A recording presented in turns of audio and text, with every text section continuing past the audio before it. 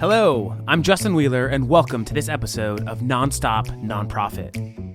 If you've been an active listener to the podcast, or if you've been following me along on LinkedIn, you know that I believe that the best companies, like Fundraise, are born from leaders whose products address issues that the founders themselves have faced. Innovation is often driven by a frustration with inaccessibility, a desire to dismantle the status quo, and a passion to shake up the system. Nonprofit fundraising is no different. Innovating the marketplace to drive user experience and increase donor engagement is key to increasing nonprofit revenue. That's where Steve Latham comes in. As CEO and founder, Steve founded Donate Stock after he personally experienced the pain-in-the-ass process of making nonprofit stock donations and realized that streamlining the process would increase stock donations and overall revenue for nonprofits. Steve saw untapped fundraising potential and made it his mission to bridge the gap.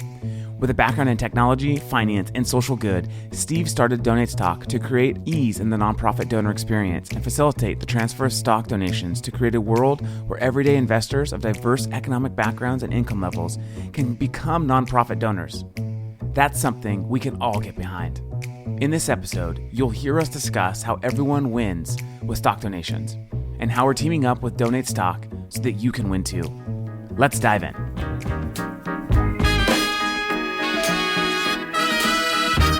It is your number one priority to ensure that your business can continue to deliver on its mission, whether it's this year, next year, and beyond. So we're creating this inclusive environment, building between diverse communities to ensure that our young people can thrive. I'm always so baffled when I do webinars. There's always somebody at the end who raises their hand and says, I'm the development director. Should I have access to the budget? I'm always like, yes, you've got to know that. The best thing you can ever do as a nonprofit leader is spend as much money as possible on your story. Then you're doing it wrong.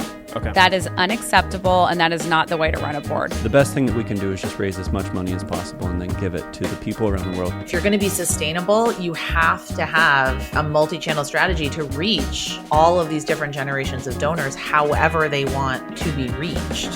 One of the principal values that we carry as an organization is to lift grace over guilt. And we believe that grace is the greatest agent for change that anyone can ever experience. We all need each other in terms of other nonprofits working together to solve things. The more nonprofits can give their donor base that experience of the impact that's being made on the ground level, there's nothing else you have to give someone.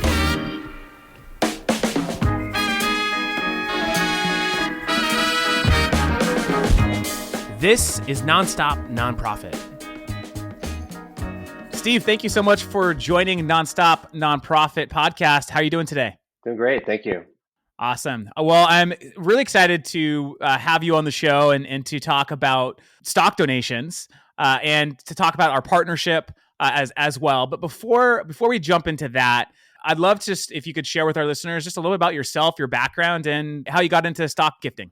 Sure. So I'm pretty new to the nonprofit industry, a couple years now. I started my career actually in finance. I was an analyst, and then after business school, did some private equity for a while. I got that startup bug about 20 plus years ago and joined an early stage software company, and I've kind of been in that world ever since then. Mostly in the marketing, advertising, technology side of it. And so I've always loved finance, loved technology, and my just side note, my mom was a fundraiser, executive director for American Cancer Society, where I grew up. So I grew up doing a lot of fundraisers, setting up signs at golf courses and tearing them down and doing all that. So I kind of watched her for years, really wearing lots of hats as a small nonprofit, small office of a big organization. And so I think that's kind of always been, fundraising and giving back has always been kind of part of my ethos since I was younger. Donate Stock really started, if you go back over a decade ago. A friend of mine who's a financial advisor was telling me about the benefits of donating appreciated stocks instead of cash. In fact, their entire practice was about going out to these wealthy individuals and presenting to them more tax advantage ways to give as a way that to show them how they could actually give more and save more at the same time. And he told me about it, and I thought, wow, that sounds amazing. In short, you can avoid the capital gains tax on the stock that you donate, and then you also get to itemize the full deduction, the market value. So if you've been sitting on a stock for 10 years and it's at 5 or 10x, you can really save a ton of taxes while giving the nonprofits a larger pre-tax gift. I thought, wow, that sounds too good to be true. I talked to my accountant, talked to my broker, like, yeah, you can do that. And then I learned why very few people do it, because it was just such a pain. My own experience, Very hard. my own experience as a donor, I had to research, make calls. I had to literally send a fax. I had to fill out forms. It was several hours of work, but also just trying to research, understand the process, and all just to make a more pre-tax, a more advantaged gift. And it was just more hassle than it was worth. And so I didn't do it again. That was over a decade ago. And then about 2 years ago, I was thinking about that. And I assumed somebody had made it easy by now, that someone had digitalized it, made it slick, easy process.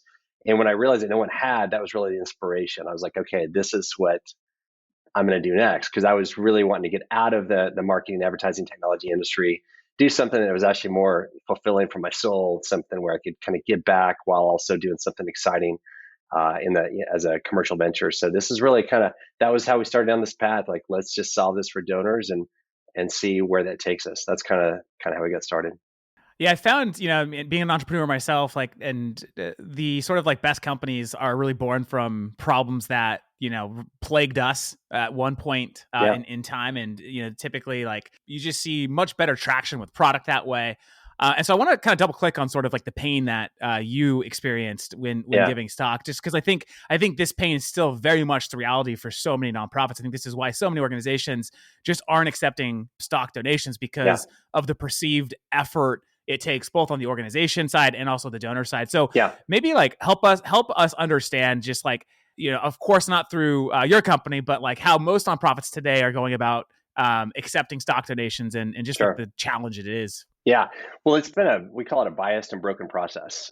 So one, for donors, it's generally been the top 1% who get good financial advice, who then have advisors to go do this legwork for them. But it's a pain as a donor. You have to get information from the nonprofit. You got to fill out forms for your broker. You have to deliver that to them somehow. And that's if you know what to do. If you know what to do, you got to figure this all out from scratch. So it's painstaking. But what we didn't realize till we got into this and started working with nonprofits was the pain points for them, and why very few nonprofits actually have been aggressive in marketing or soliciting or promoting stock gifting. Historically, I'd say there's two major problems the nonprofits face. One is access. Because of these, what are called know your customer and anti-money laundering compliance requirements, the brokerages have a really difficult time opening accounts for small nonprofits, which unfortunately, there's now over 1.5 million. I heard 1.9 million earlier today in terms of new nonprofits or total nonprofits. And they unfortunately have a high risk propensity for either malfeasance or fraud, or just unfortunately just bad management, financial management. So brokerages have a cost to actually, they have to go get compliance, a waiver to actually create a brokerage account for a nonprofit. The other problem is nonprofits generally don't build assets. They don't build balances. They use the brokerage account to receive the stock, sell the stock, and then move the cash out to their operating account or their endowment fund. So the brokers have had a hard time because they're like, there's not really any money in it for us, but there is a cost. So when we started Not Donate Stock and put a kind of a beta out in early or very end of 2020, and a few nonprofits like, this is great, but we don't have a brokerage account and we can't get a brokerage account. We knew that was a big problem.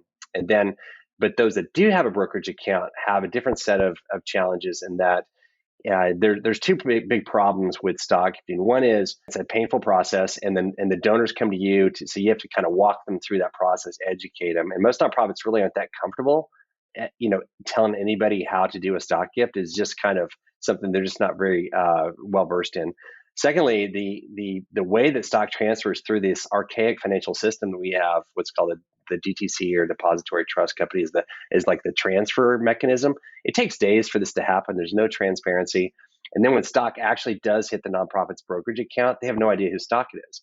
So if you donated stock to a nonprofit and did not tell them, I'm donating 50 shares of Apple, they're not, and they just see the stock come in their account, your identity does not travel with it. And that's the big disappointment for a lot of donors is, I just made this really nice gift to you, and I'm waiting for you to thank me. Send me a note. Maybe give me a call for that really big gift I just gave you.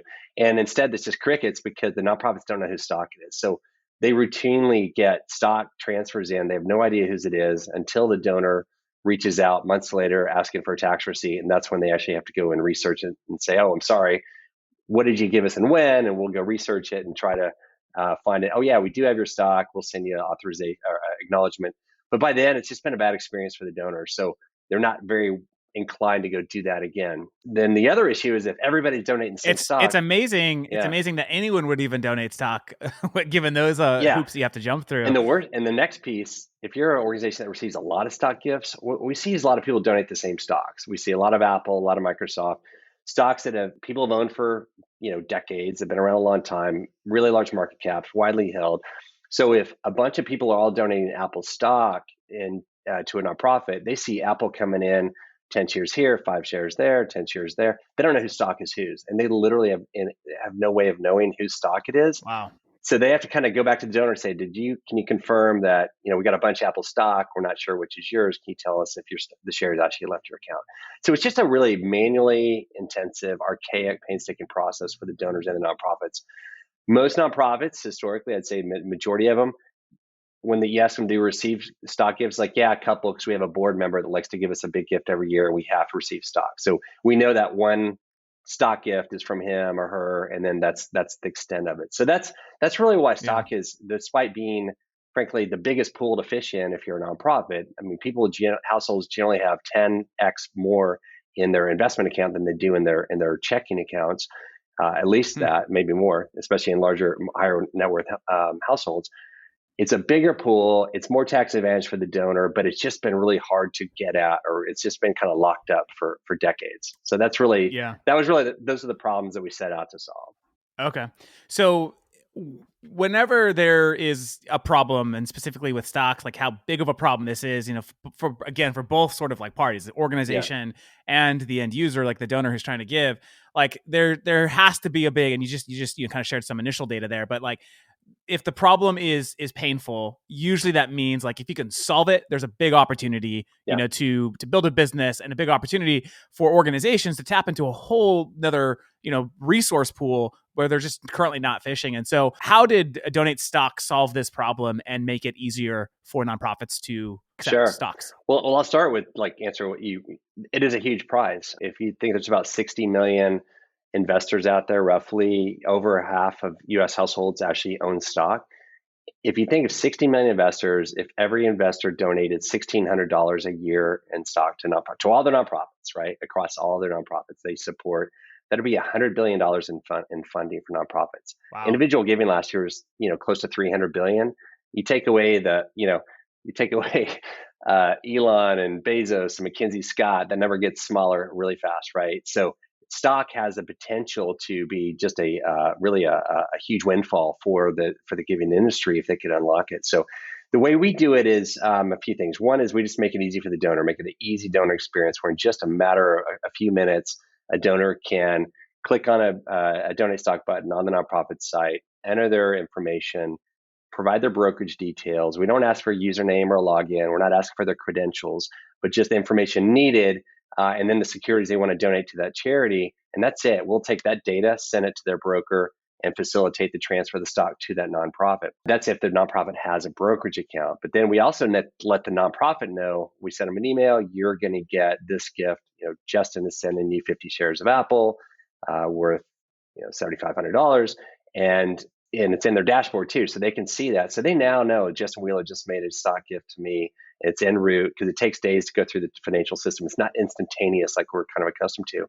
So when they have transparency and visibility in the process, and then it makes it much easier for them to reconcile the gifts. Now, if they don't have a brokerage account, or frankly don't have the team to process all of these, we created our own 501c3, Donate Stock Charitable, so we can actually convert that stock to cash for the nonprofit and just send them the proceeds through ACH. And that's overwhelmingly what they prefer, because they don't like it. It's a pain. It's still a manual process to go. You got to check your brokerage account. You got to initiate a sell order. You got to wait a few days for the stock to clear. You got to then transfer the funds. Then you got to acknowledge the gift. We do all that for them. So it's we can turnkey this entire process for you.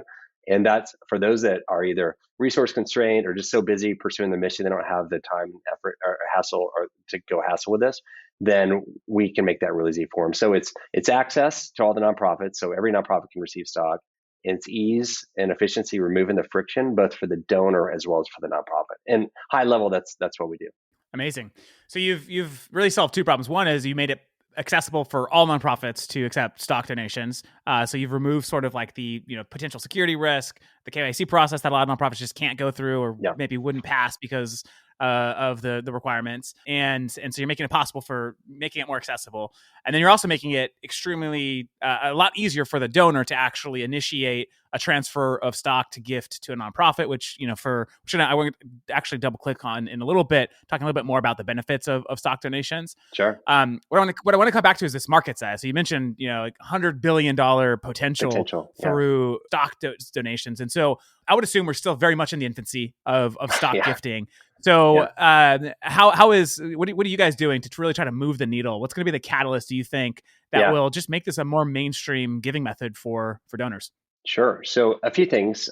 So one is awareness. So very few investors are aware of the benefits of charitable stock gifting. It's amazing. When I was starting this, the first probably 25 people I asked of means, only one could tell me about the benefit of avoiding capital gains tax. Everyone's like, well, I know there's some benefits. I'm not sure what they are. And when you explain it to them, the response is like, why do I not know this? It was kind of like one of the best kept secrets in personal finance. It has been for decades. That's why we call it kind of a 1% solution historically. So one is awareness building. We are actually going to we view the financial advisor channel as really the best way to educate their donors, because ultimately as a fiduciary, you should be telling your clients, hey, there's more tax advantage ways to give. So when you're doing your charitable giving, donate stock, you avoid capital gains tax, you get the full write-off. And so they've been kind of loath to do that, because invariably what happens, a client says, oh, that's a great idea. I want you to go donate stock to these 5 charities for me. And then it's a lot of work for the advisor. So like no good deed goes unpunished. So we're actually going to be rolling out a new product for advisors in October, late October, that makes it easy for them to initiate stock gifts on behalf of their clients. And then not only do it for them, save them a ton of time, because what an advisor would have to do is go chase down the charity, get their information, get someone to call them back, get that information, submit the order, and then they'd have to go back and tell them what they gave and when. For them, it's just a lot of work. So we're trying to make it really easy for the advisor to, in a couple minutes, initiate a gift on behalf of the client, and then have a dashboard of all gifts they've initiated for all of their clients. And then when the stock gets received and the donor gets acknowledgement letter, the donor has to click into their dashboard to get their acknowledgement letter. So now the donor has the ability to go do that themselves. So their client, they're like, hey, I'm gonna, think of fishing. I'm gonna get your rod and reel. I'm gonna put the bait on it. I'm gonna throw it out there. You're gonna then, I'm gonna hand this rod and reel to you. So in the future, you can do this yourself. So try to help them become more self-sufficient. That way, advisors can be better fiduciaries, be more outspoken in advising their clients without it burdening them with a ton of work to do that they don't get paid for. So that's how we're going to solve or tackle the awareness problems.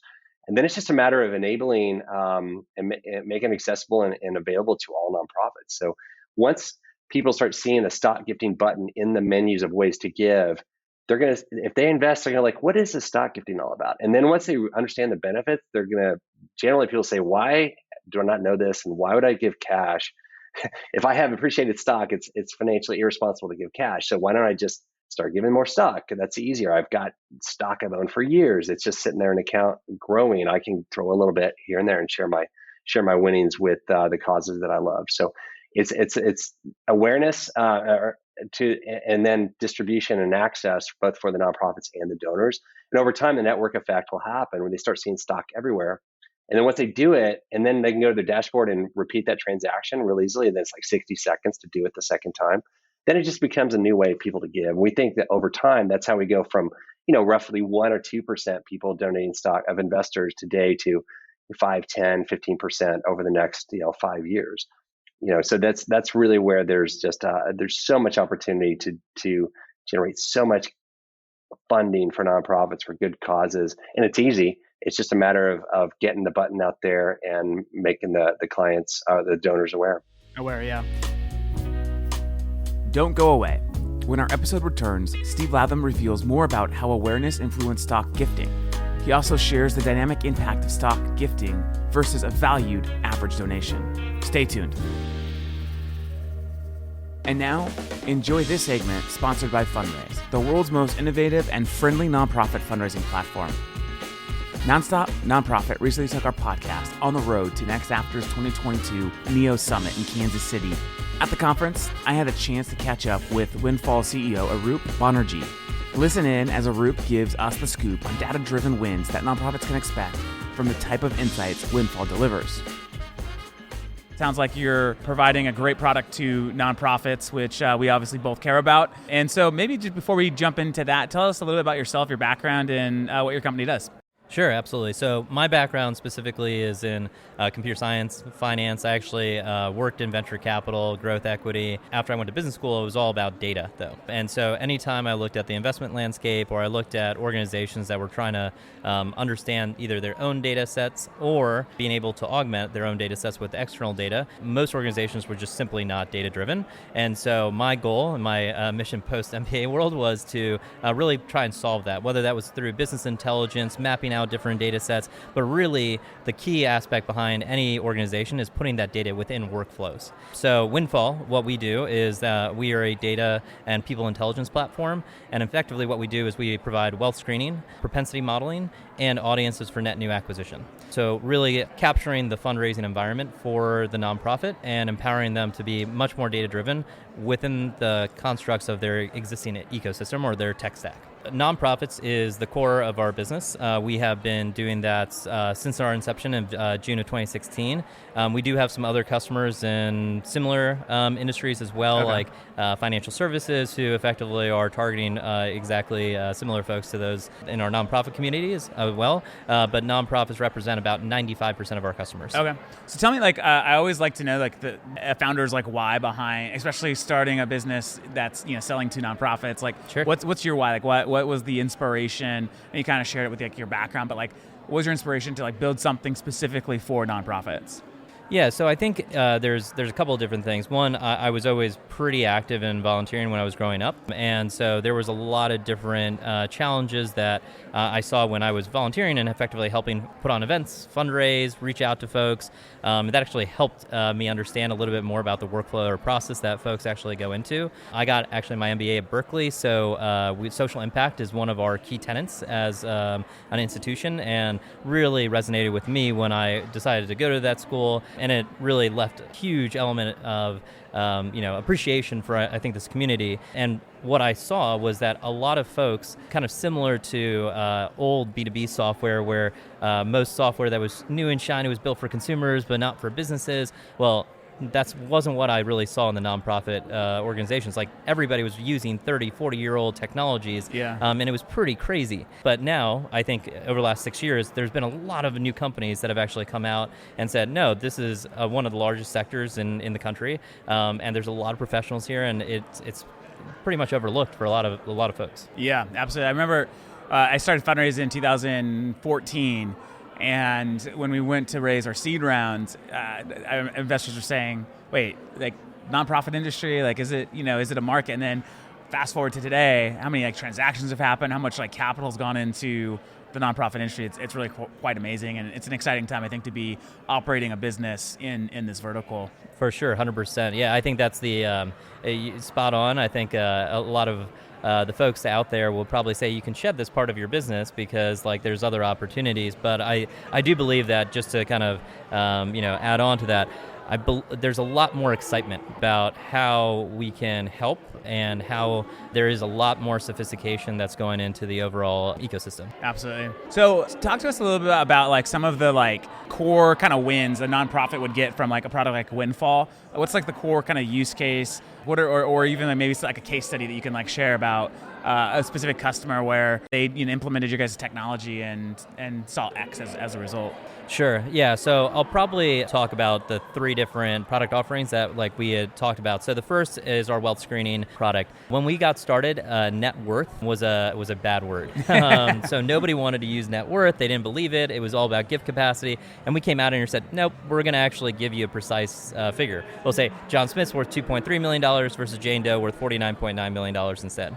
We refresh our data every week, and we also don't charge on credit, so we want you to use us as frequently as you'd like. And so that was very, very different for a lot of organizations who might have done wealth screening every 3 years or only to the top 10% of their population. So they're missing tons of hidden gems. So some of our use cases that we've recently seen associated with wealth screening is that we're finding anywhere between 40 to 50% net new prospects that they had never looked at within their database. And we even have some situations where utilizing our data for somebody that was a donor who gave $100, $500, as soon as they started to cultivate, steward it through it, that's a $50,000 donor. And so we do have some case studies on this with Make-A-Wish, Arizona in particular, who actually use our secondary product, which is propensity to give modeling. So we layer on artificial intelligence, machine learning, to not only say, hey, is this person wealthy, but will they give? And what is the use case for giving? Is it major gifts, planned giving, annual fundraising? And we really customize that model for your organization. In that scenario, not only are you looking at wealth, but you're also looking at prioritizing a major gift officer's portfolio.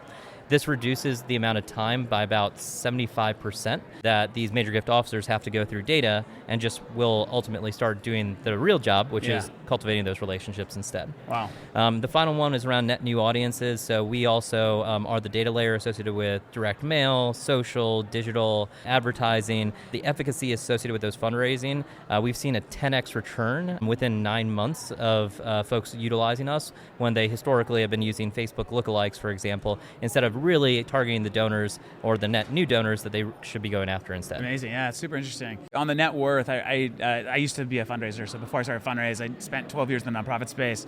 And we started implementing some like net worth sort of technology or wealth technology. And where we started first was with our recurring donors. We had like a pretty large recurring donor program, about 1,000 donors. And we found this donor who was giving them $10 a month and had like just an outrageous net worth and lived in the middle of the country and never met him, never had any conversations. So we started to build a relationship, and that individual went on to give 6 figures yearly after that conversation and stewardship. All that to say, I really believe in just like how wealth data can really help, especially organization with lots of constituents, lots of records. It's hard to prioritize, like, who do you talk to, right? So the wealth indicators is a strong one. Totally. On the custom audience of this, is it basically you're taking like the organization's like data, existing data, and finding donors that look like the database? Is that like an oversimplified version, but is that so that same propensity model of who's going to respond and who's going to whatever your target is, right? You want to get donors that can give up to $10,000 a year. I'm making it up here, right? Yeah. Well, you only have 50,000 records in your database, and we can certainly mine your existing 50,000, but what about the next 50? What about the next 100,000 people that you want to add on?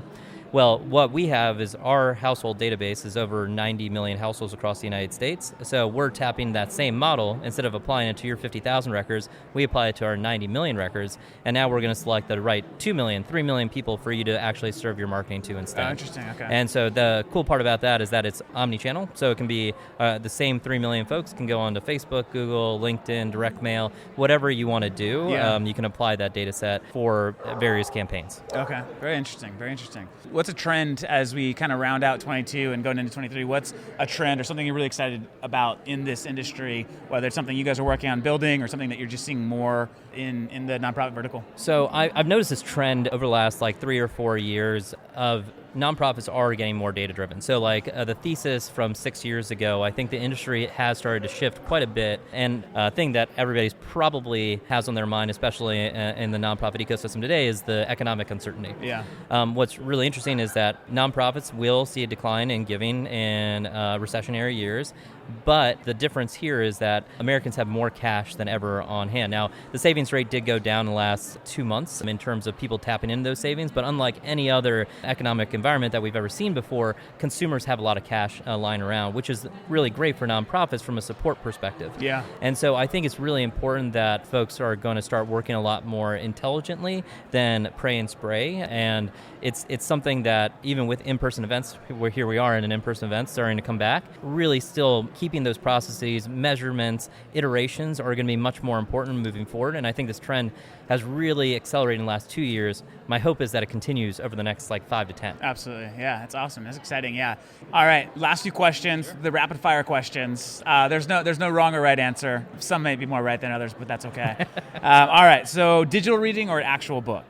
Digital reading. Digital reading. Do you have a favorite book at the moment? I just read, well, it's a completely different book. It's called Amp It Up by Frank Slootman, who's the CEO of Snowflake. Yeah. So another data-oriented company, and just really interesting to read his stories. Awesome. Cool. Pizza or salad? Pizza. If you had to live somewhere for the rest of your life, beach or mountains? Beach. Beach. Me too. Football or football? Football. Yeah. Dogs or cats? Dogs. Dogs. I'm not a big cat fan. Funnel cake or cheesecake? Cheesecake. And the last one, the Goonies or the Sandlot? Sandlot for sure. Sandlot for sure. All right. We have a lot of the same responses. Appreciate it. Well, hey, thanks so much for coming on the podcast. Appreciate your time. Yeah, thank you so much. Appreciate it. Absolutely.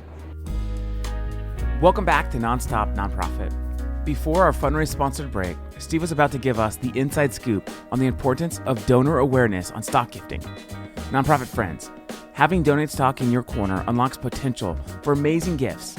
Listen in to hear how accepting stock donations can dramatically change gift size and impact for your organization. Yeah, awareness is crucial. I think that, there's very few fundraising programs where if you just put it out there, it will have initial kind of traction. But if you have a website and you have web traffic, putting an option for people to give stock you're going to see something happen. We've seen anecdotally so many situations where all they did is announce it, and all of a sudden here goes a 50K, 100K donation coming in, because people aren't going to come to you and ask, hey, do you take stock gift? But if you inform them this is a way to do it, it's they're like, yeah, I have a lot of stock. If I can give to you through that, that's a no-brainer. Totally. Yeah. Well, I have a great story on that. Just real recently, just 2 weeks ago, there's one of our nonprofit clients was having their big annual gala. It was 2 weeks ago today, and they put out in their response card you can use stock to bid on the auction items, and their grand prize for the auction, the live auction, was I don't know if you're a Yellowstone fan, but it was basically a weekend in Montana with Cole Hauser, who plays Rip on Yellowstone. Yep. So one of their benefactors informed the people that run this nonprofit. She said, "I'm just letting you know, I'm going to outbid anybody for this prize. I'm going to win this auction as long as I can use stock." You know how much that went for? How much was it? $220,000 for this event, right? And it was, and honestly, stock enabled it. She couldn't have done that. The only way she could do that was with stock she's had forever. So it's such a great story, and that's what's really fun about. I'm sure you feel the same way. That's what's so much fun about this industry is you can play an active role in helping great things happen, and that's just one example. There's another organization in Miami. I was speaking at a thing there earlier this summer. She went back. They signed up. They put an email out to their board, their donors, and literally within a week they got a $50,000 gift as a group called Putting Stock in Children, I think, or Taking Stock in Children, one of the two. It was real similar to Donate Stock, which is kind of funny. Another one called Chapman Partnership, they announced it and got a $100,000 gift within a week. It's just, there's so many great stories out there. It's just, you've got to just communicate. If you communicate it, totally, somebody's going to give you stock. Yep. I do. I host an annual gala for an organization that I sit on the board of. And last year we were doing a cash auction, and I run the cash auction component of it. And we always start with the highest gift amount and, go all the way down to $100 or whatever it might be. And we were at the largest sort of amount with the night, which was $100,000. And we asked, anyone tonight can donate $100,000. And, to your point, most people, especially savvy investors, have much more in their investment accounts than their checking accounts. No one's raising their hand. We know there's people with capacity. And I just flippantly, was we accept stock donations if that changes the game. And a couple hands go up and donated 100,000 plus in stock. Most of it was Apple stock was what it was. Yeah. But it's just crazy how there's very, going back to my original point, there's very few sort of revenue programs that a nonprofit could adopt with almost where awareness, just making it aware that you do this thing actually increases the revenue. Yeah. So it's pretty amazing. Another question I wanted to come to was, I think this was with the whole kind of meme stock phenomenon that's happened over the last couple of years. Yeah. It has created a lot more consumer investors, right? Just investors who are more casually sort of investing, and applications and technology making it easier to invest. Do you see that sort of energy and also helping fuel sort of this like new kind of era of giving through stock, because you have, younger people like investing and are already used to like, so I'm just curious if you see this kind of sort of like consumer sort of investors playing any sort of role in helping this more mainstream. We see potential. The main thing I'll just put out there about stock, to get that benefit of avoiding capital gains tax, you have to have held the stock a year, right? So if you bought GameStop and then a month later want to donate that, you wouldn't get the same tax benefits, right? IRS says no, you got to hold it a year. So it's really for longer term holdings. But what we are seeing is, the studies show that the younger generations are just much more generous in their mindset. They claim to be charitable, like 60-something% of, I think, millennials identify themselves as charitable people. Whereas it's like 1/4 of that if you go to the boomers. So it's a very different generational mindset about social awareness and social responsibility. And there are more people, because of the ease of getting into investing, because of all the, what happened during the pandemic with all the stimulus money and people staying home and started investing. If you want to call it investing, some might call it speculating, but whatever. They're getting in the game, right? They're learning and they're getting the taste for it. So I think there's definitely a groundswell of younger investors that are very charitable and benevolent just in their way of being, that as they acquire assets and start having some meaningful assets, they're going to be really a huge force for stock gifting, over the next decade or two. But today, I would say, just some data, we've surveyed our donors, and we're about 500 transactions in now. So we have a pretty good database, and it skews over 55. Like it's households that have assets that, some data points, like our average gift today, if you like straight up average, it's about 22 grand. If you remove the outliers and normalize that, it's about 5,000 as an average, but it's about 2,000 as a median. And I think over time, we'll see that probably go down, but an average gift of, let's say, 2,000 to 5,000 compared to like average, I don't know what you guys, if you guys publish like average 120 yeah. Like 120 is like like the average online credit card donation. Yeah. It's, I just heard earlier today, one of the top, 5 fundraisers in the country, their average gift is $35. Like that's a lot of people. But if you think about if you don't need a ton of big stock donors to do well, but now anybody can donate stock. They don't have to just be a wealthy household. They could be somebody with, hey, I could give you $100 in, credit card, or $500 in stock. I've got, I'll give you 8 shares of Tesla. Yeah.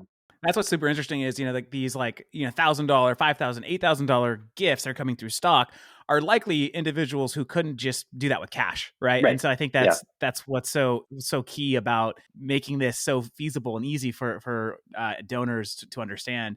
With the headwinds in the economy, and we know that like the biggest sort of like the biggest incentive with stock donating is donating appreciated stock that's past the year mark. Do you see any sort of like headwinds with like stock gifting as it relates to like the broader markets? I'm sure it's depressed activity. I mean, I know, I'm sure it has to have, right? So, but what's interesting is most of the stock people are donating, it's not something they've owned long, short term. Like we see Apple come in and the cost, the holding period comes in with the data.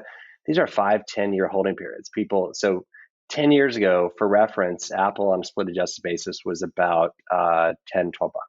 Today it's down, right? It's at like under 150, but it's still up 12x in the last 10 years. So, and they have a concentration issue. So they're like, hey, my Apple stock now is a really big share of my portfolio. I need to harvest some gains.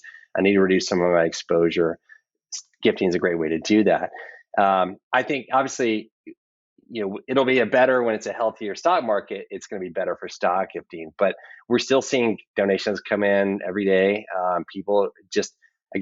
People have been sitting on, we had a 12-year bull market, right? Where even if a lot of those big high flyers have really gotten crushed, not a lot of Roku being donated right now, but we still see a lot of, energy stocks and long-term Microsoft. They're down a little bit. If you look at them over the last 5-10 years, they're up, just dramatically. So we still see stock gifting taking place. The other thing, seasonally, like we're really kind of just holding our breath that hopefully November, December is better now than it is because that's when most stock gifting takes place. More so than other types of gifting, people who are doing their year end, looking at like taking their tax loss harvesting on their stocks, like selling their their losers to offset gains. That's a time when a lot of them also figure out to do their like charitable stock gifting or DAF contributions. That all takes place. I've heard like from one of the big DAF managers said half their donations, half the contributions come in the last 2 weeks of the year, really. That's when a lot of people do that. So, or last 3-4 weeks. Yeah, it's December, right? So it more so with securities than with cash. So I think the number is around something like 30% of donations come in November, December, all donations. But for stock, it's going to skew much higher just because of that year-end plan that takes place. From a strategic perspective, my assumption is it's much more advantageous to donate appreciated stock than to sell losing stock, right? Because there's a max, isn't there? There's like a max, like I think 3,000 a year that you can write off. For harvesting tax, and so which there's no max on appreciated stock in what you donate, correct? Well, there's an AGI limit, so you can donate up to 30% of your adjusted gross income in non-cash donations. You can do about 60% cash. So if you're, and this really applies to people who are kind of have large incomes and are at the stage of life where they're starting to really give away more. They're going to be looking at they're hitting their 30% AGI limits.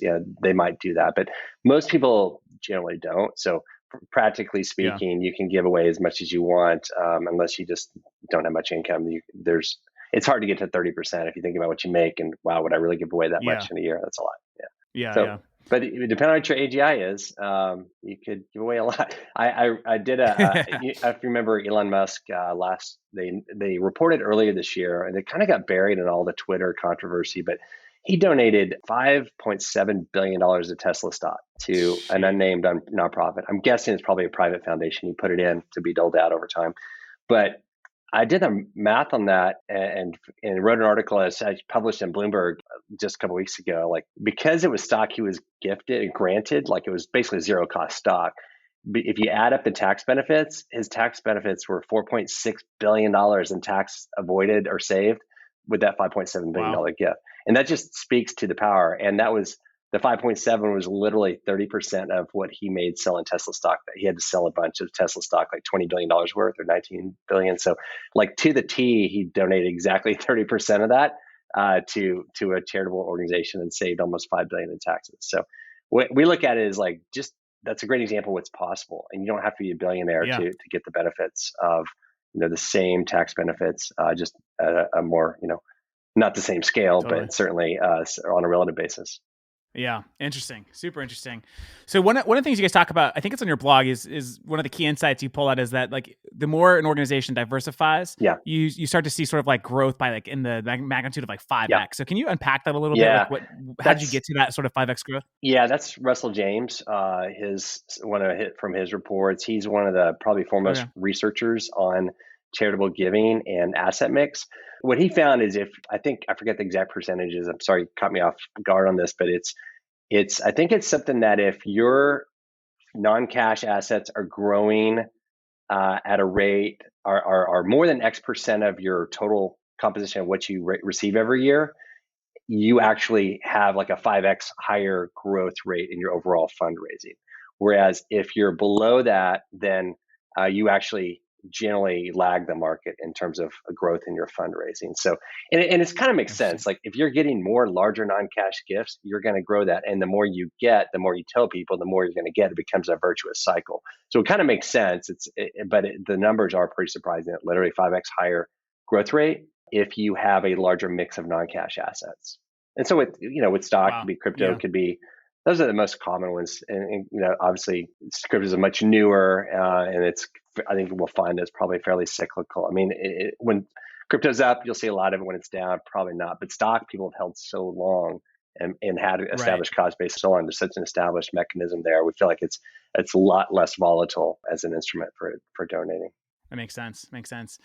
All right, to kind of wrap up the conversation, really excited to talk a little bit about our new partnership that we're launching here pretty soon. And so for those of you listening, Fundraise and Donate Stock have decided to partner, and we're going to make stock gifting available through the Fundraise giving form. As for those of you who don't know, we work with thousands of nonprofits, millions of donors have given through the Fundraise platform. And we're just absolutely thrilled to be partnering to bring sort of this service to our customer base and to the donors that are giving to nonprofits. And so, we will be announcing the official partnership here, and I think in the next couple of weeks. But Steve, really excited to be working shoulder to shoulder with you and the team on making this more accessible to another audience that hopefully will take stock gifting seriously. It's going to be a game changer. Because right now, if you go to most websites, and you have to really work hard to figure out how to donate stock to them. Like it's a lot of clicks, a lot of research. If it's right there in the menu as an option to give, it's going to be a game changer. I think it's going to be transformational for a lot of nonprofits that never told their donors you can do that. When the donor sees that, like, wow, I can give stock, and it just takes a couple minutes right here without leaving the site. Like I think it's going to be really exciting. I can't wait to see the results for this giving season. But we're so excited about the partnership with you guys. We appreciate your leadership, and we've been talking a lot of platforms, and there's interest. Everyone says, yeah, this is kind of a no-brainer, but you guys have really emerged as just like really focused and agile. I think is what's the word that comes to mind. So kudos to you guys for being leaders in this space.